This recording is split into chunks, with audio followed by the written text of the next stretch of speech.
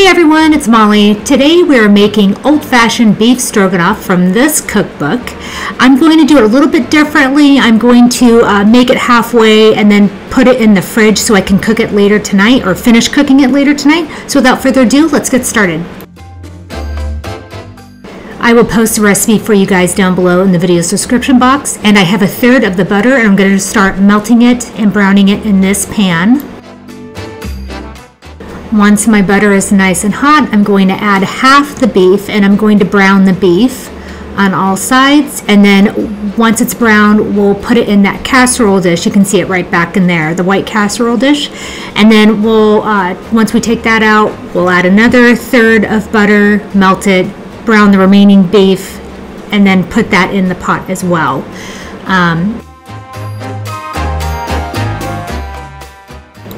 All right, I'm just moving it around to get all sides cooked. I forgot to record myself taking out the first batch of beef, so there it is in my little casserole dish. This is another third of butter that's melting in the pot. I'm going to add the remaining beef, brown it up, and then stick it in the casserole pot with the rest of it. Okay, so the beef is done. And it released a lot of juices, and the recipe doesn't talk about that, so I don't know. But I'm going to add the last third of butter, and it's just a whole stick that goes into this recipe. And then my mushrooms and onions will go in this. We'll cook that down, and then we'll add some of the remaining ingredients. Okay, in go the mushrooms. And I buy the pre-sliced ones because I'm a little bit lazy. And the onion. Okay, I'm just moving this so that it all cooks evenly. And then we will get the remainder of the ingredients added. And I had to arbitrarily pick a point to stop in this recipe, so hopefully I picked the right point, but we shall see. Okay, I'm adding the paprika, and it's a tablespoon of paprika, so it's quite a bit. And then the recipe called for Italian tomato paste. I have never seen Italian tomato paste for sale, so I'm just using regular tomato paste, and I'm adding Italian seasoning. I hope that's the right thing to do. I imagine that's the same flavor that we would get from Italian tomato paste, but I guess we'll find out. I mean, I'm sure it won't taste bad. And so I'm just mixing that in, and then the water goes in, and I'm just going to mix this all up, and then I turn the heat off, and then I'm going to pour this mushroom mixture on top of the beef, put a lid on it, and put it in the fridge. And then we will, after the gym this evening, when we come home, I will pick back up and finish the recipe.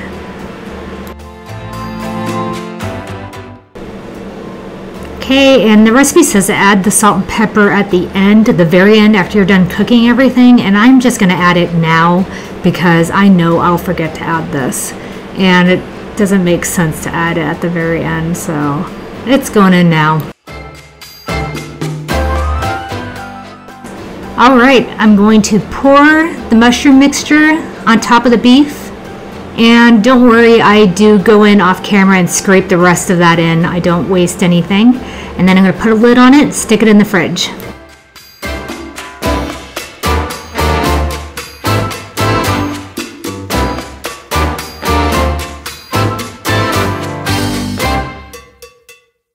So I pulled this out of the fridge, and it's going in a 350-degree Fahrenheit oven, and the recipe says 20 minutes, but it's cold, so it's probably going to take longer than that. We'll just keep an eye on it. Okay, it's been about 40 minutes, and it's nice and bubbling, at least when I can see through the lid. At least it looks like it's bubbling, so I think it's done. We're going to set this down. All right, so it smells good. And we're just going to add the remaining ingredients. What am I doing? And I'm going to add a little bit more salt and pepper. And the recipe also calls for adding sour cream and some lemon juice. So I have a couple containers of sour cream. Whoops, there goes my air fryer. I have a couple containers of sour cream. I'm just going to use them up in here. And then I forgot to buy a lemon, but I do have bottled lemon juice, so we're just going to use that as well. And then we're going to mix it all up, and then we're going to see how it tastes.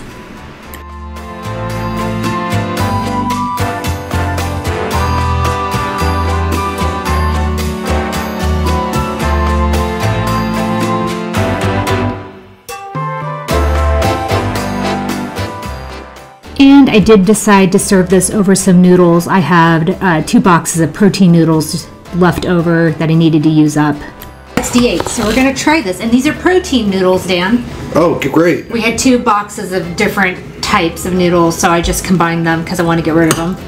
So this recipe called for, oh my gosh, a specific type of beef, fillet of beef. I could not find that, so I just bought a flank steak because it was on clearance and a good price, and I just cut it pretty thin, and I think it'll be okay. Well, you guys ready? I know I am. I didn't taste it to see.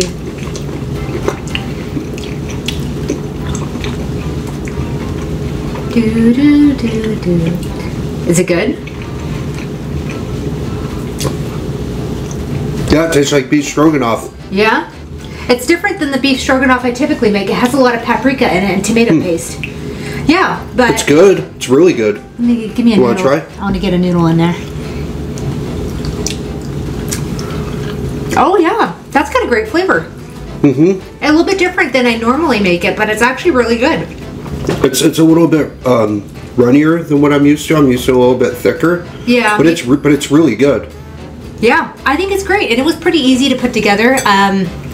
Maybe if I cooked the beef a little bit longer, like I said, this wasn't designed, this recipe wasn't written for you to put it in the fridge. I just did it because we go to the gym in the evening, and I don't have time to make a full dinner after the gym, so I make it ahead of time and then bake it when I get home. That's kind of what I was trying to do. But I will put the full recipe unabridged down in the video description box so you guys will have it. And I hope you have a great night, and let me know if you make this recipe. Goodbye, everybody. Bye.